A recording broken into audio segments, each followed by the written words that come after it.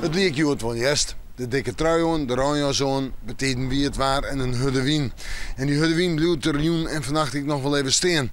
Laat ik het op mijn richtje zetten. Joen, nog beteken ruin of lichte ruin of een paar buien, maar sta er gewoon wat het ik droeg. En vooral letter Joen een droege waarperiode en vannacht ik meestentijds droeg of het zo nog een licht buikenwijze matte aan het begin van de nacht.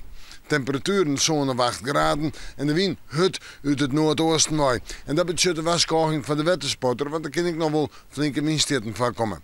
Dan morgen dag. We hebben morgen dag met bewolking. En in de maandtijd wat ruin of lichte ruin of een bui of een buiken. Je had misschien ik nog wel aan het begin van de middag, maar dat zinnen kunnen hier en daar ik even terugkomen. En de temperaturen morgen wat hoger als je. Ik denk dat we uitkomen tussen de 15 en 16 graden op de eiland. En zo'n 18 graden in het oosten en het zuidoosten van de provincie. Misschien daar zelfs wel 19 graden. Ja, en de wind uit het noordoosten en het oosten komend. En die wind is eerst nog krachtig, maar die houdt hem stadig gewoon del. Nou, die houdt hem del. Letter in de middag matig en vrij krachtig in het kust- en watergebied. En dan de joentijd en de nacht volg je maar mist. En ik denk maar een restig waartype.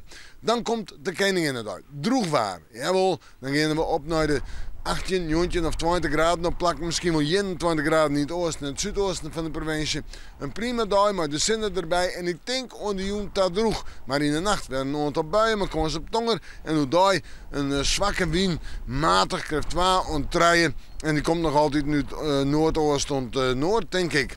Nou, dan zetten we terug naar het vooruitzicht. Die zijn nog een paar buien, maar komen ze op tonger. En een temperatuur om bij de 18 graden heen. Maar als je droeg hoe daar, maar een temperatuur om bij de 17 graden heen. En toen zie ik droeg, maar een temperatuur om bij de 16 graden heen. En de wind gaat meer naar het noorden en het noordoosten. We maken een mandje, maar weer even in het waarschuwen.